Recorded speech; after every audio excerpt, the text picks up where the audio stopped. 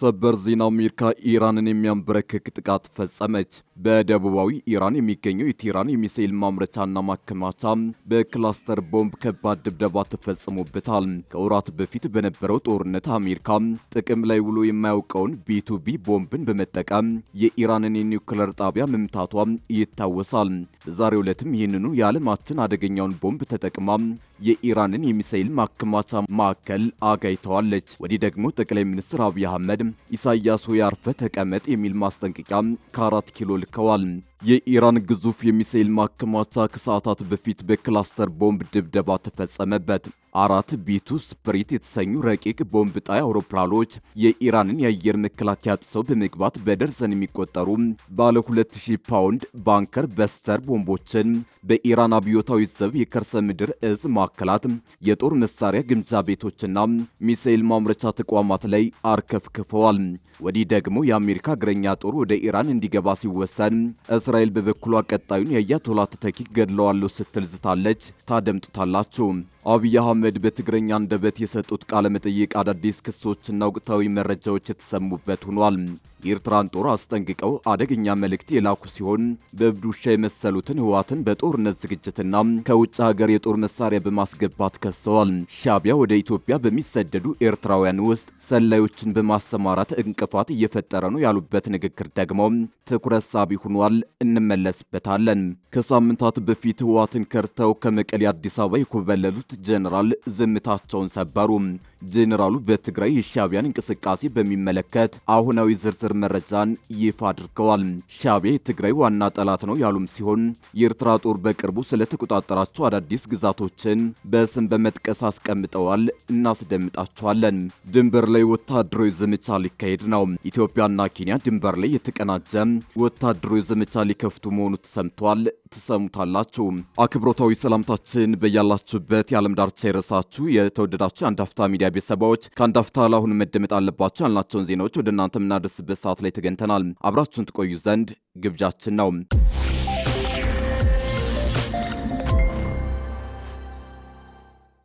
የኢራን ግዙፍ የሚሳኤል ማከማቻ ከሰዓታት በፊት በክላስተር ቦምብ ድብደባ ተፈጸመበት። 4 ቢ2 ስፕሪት የተሰኙ ረቂቅ ቦምብ ጣይ አውሮፕላኖች የኢራንን የአየር መከላከያ ጥሰው በመግባት በደርዘን የሚቆጠሩ ባለ 2000 ፓውንድ ባንከር በስተር ቦምቦችን በኢራን አብዮታዊ ዘብ የከርሰ ምድር እዝ ማዕከላት፣ የጦር መሳሪያ ግምጃ ቤቶችና ሚሳኤል ማምረቻ ተቋማት ላይ አርከፍክፈዋል።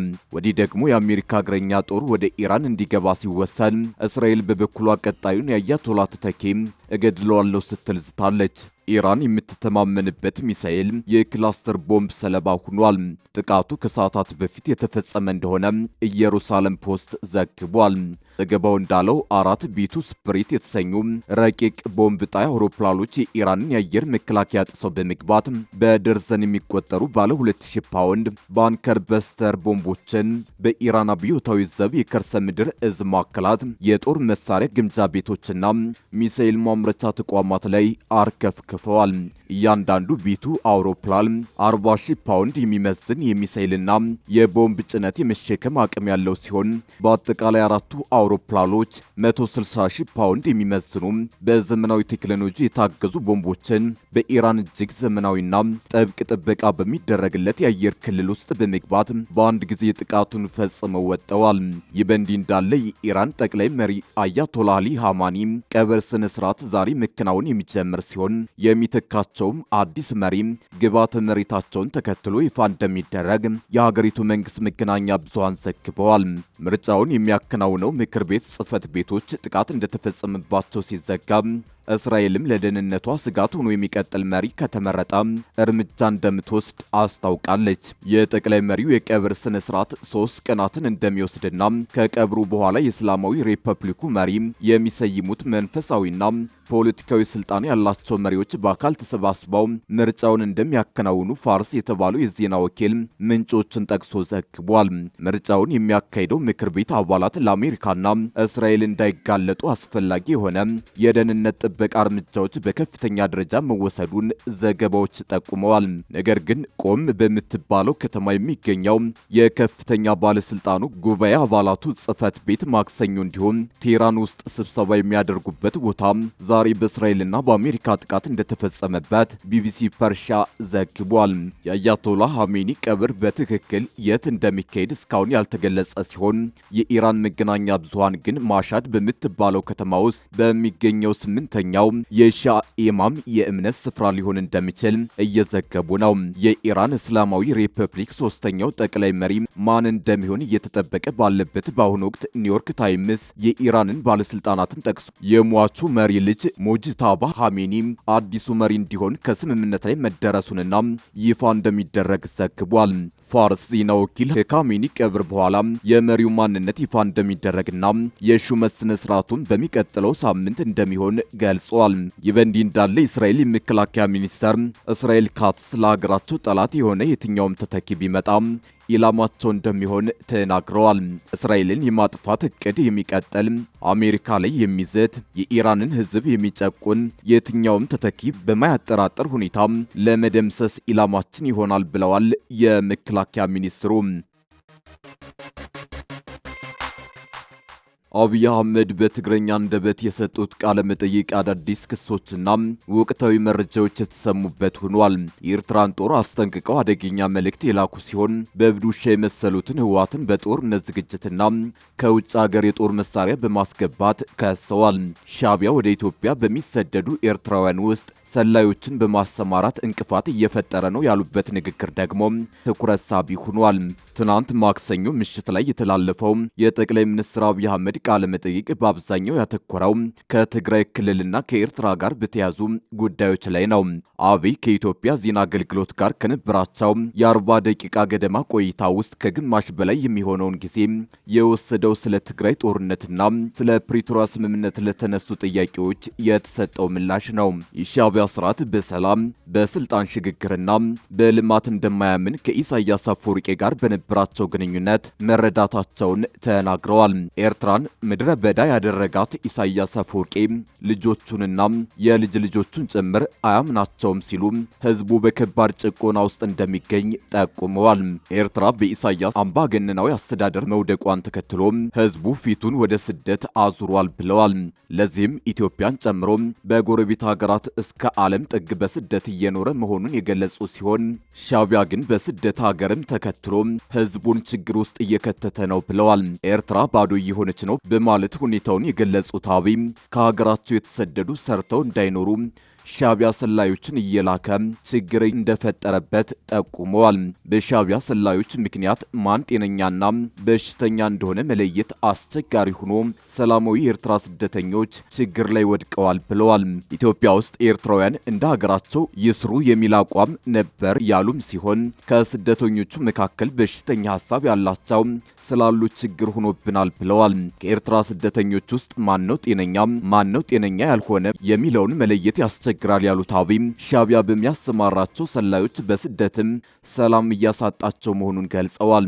ከሻዕቢያ ጋር ተቀራርበን ለመስራት ሞክረን ነበር ያሉት አብይ ከዚህ ኃይል ምንም ጥሩ ነገር ማግኘት አይቻልም ሲሉ ተረዳውት ያሉትን ተናግረዋል። አክለውም አቅም ካገኘም ሀገር ከመበጥበጥ ወደ ኋላ ይልም በማለት ሻዕቢያ ኢትዮጵያን ለመረበሽ ያለውን ፍላጎት ጠንቅቀን እናውቃለን ብለዋል።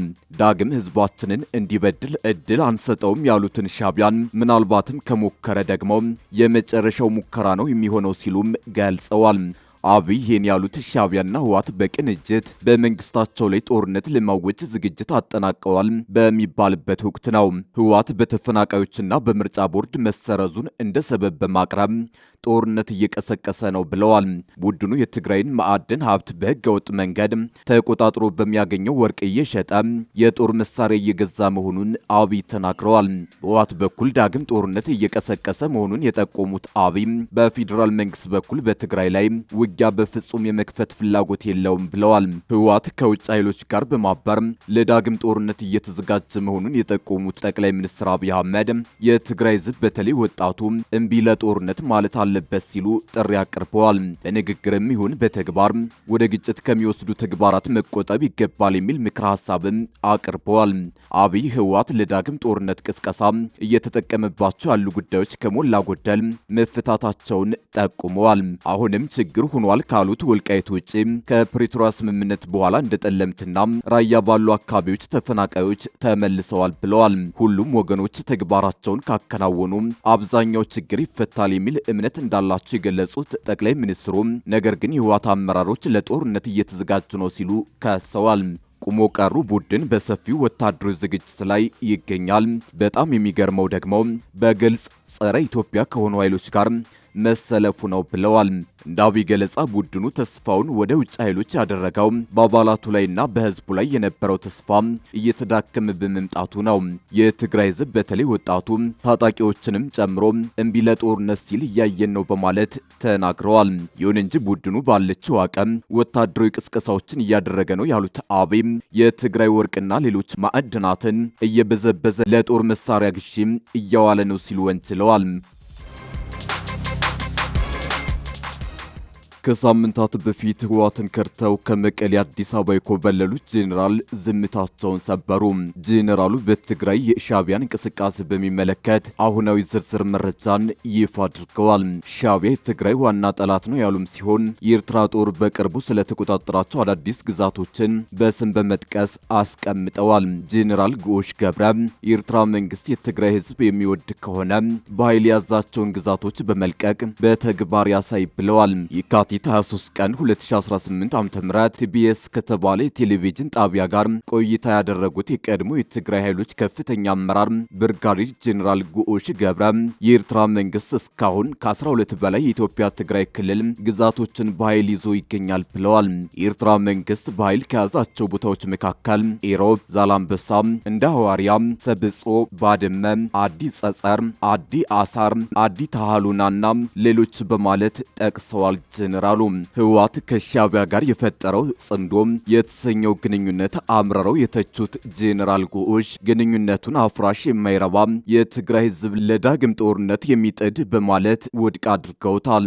ጽምዶ ሰላም አይደለም፣ ህዝብ ከህዝብ የሚያገናኝ ሳይሆን ጥምረት ፈጥሮ የኢትዮጵያን መንግስት ለመውጋት ያለመ እኩይ ፕሮጀክት ነው በማለት ኮንነውታል። የትግራይ ህዝብና ሰራዊት ህወሓትና ሻዕቢያን የፈጠሩት ጽምዶ በጽኑ እንዲቃወምና እንዲታገሉት ያስገነዘቡት ጄኔራሉ የኢፌዴሪ መንግስት በፕሪቶሪያ ውል መሰረት ተፈናቃዮችን በመመለስና ግዛታዊ አንድነት በማረጋገጥ ህወሓትን ምክንያት እንዲያሳጣው አሳስበዋል።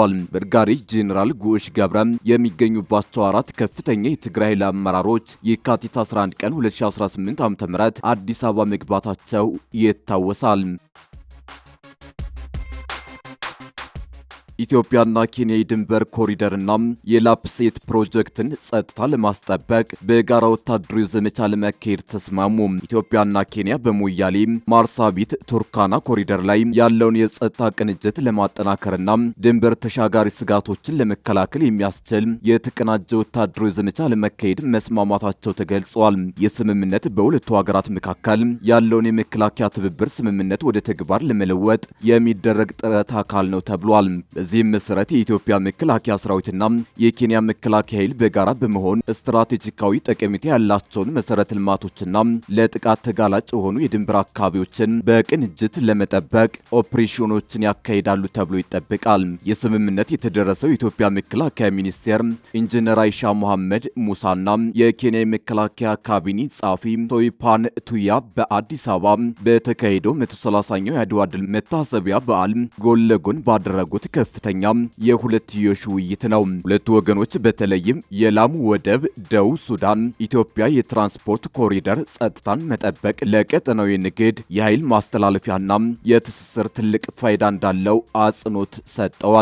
የሁለቱ ሀገራት የመከላከያ ሚኒስትሮች ባደረጉት ውይይት የመከላከያ ትብብር ስምምነቱን ወደ ተግባር መለወጥ ዋነኛ አጀንዳ የነበረ ሲሆን በመጀመሪያው የጋራ መከላከያ ኮሚቴ የተመለከቱ ውጤቶችን ለማፋጠን የሚያስችል ደረጃ በደረጃ የሚተገበርና ተግባራዊ ማዕቀፍ ለመከተል ስምምነት ላይ ተደርሷል። በሙያሌ ማርሳቢት ቱርካና ኮሪደር ላይ የሚስተዋለው የጸጥታ ሁኔታ ድንበር ተሻጋሪ የወንጀል መረቦች፣ በሀብት ላይ የተመሰረቱ ግጭቶችና የታጠቁ ቡድኖች እንቅስቃሴ በመኖሩ የሁለቱ ሀገራት የጋራ ስጋት ሆኖ ቀጥሏል። በተለይም ባለፉት ጥቂት ወራት በኢሊሚ ትሪያንግል እና በቱርካና ሐይቅ አካባቢ በኬንያው የቱርካና ማህበረሰብና በኢትዮጵያዎቹ ዳሰነችና ኛንጋቶ ማህበረሰቦች መካከል በተከሰቱ ግጭቶች ምክንያት ውጥረቱ እየተባባሰ መጥቷል። እነዚህ ግጭቶች በዋናነት በግጦሽ መሬት፣ በውሃና በአሳ ማስገሪያ ስፍራዎች ፍክክር የሚጠቀሱ መሆናቸው ይታወቃል። ሚኒስትሮቹ በሶማሊያ ለአፍሪካ ህብረት የድጋፍና የማረጋጋት ተልዕኮ አውሶም ያላቸውን ድጋፍ ያረጋገጡ ሲሆን በቀጠናው ዘላቂ ሰላምን ለማስፈን በትብብር መስራት እንደሚያስፈልግ ገልጸዋል። በተያያዘ ዜና ኢንጂነር አይሻ መሐመድ የአድዋ ድል መታሰቢያ በዓልን ምክንያት በማድረግ ወደ አዲስ አበባ ከመጡ የሩዋንዳ መከላከያ ኃይል ልዑካን ጋር የሁለትዮሽ ውይይት አካሂደዋል። በሩዋንዳ መከላከያ ኃይል ቃል አቀባይ ብርጋዴር ጄኔራል ሮላንድ ሪቫንጋ የተመራው ይህ ልዑክ ከመከላከያ ሚኒስተር አይሻ መሐመድ ጋር ተገናኝቶ በነባር ወታደራዊ ግንኙነቶች እንዲሁም እንደ ሰው ሰራሽ አስተውሎት ባሉ አዳዲስ የቴክኖሎጂ ዘርፎችና በሰፊ ወታደራዊ ትብብር ዙሪያ መክረዋል።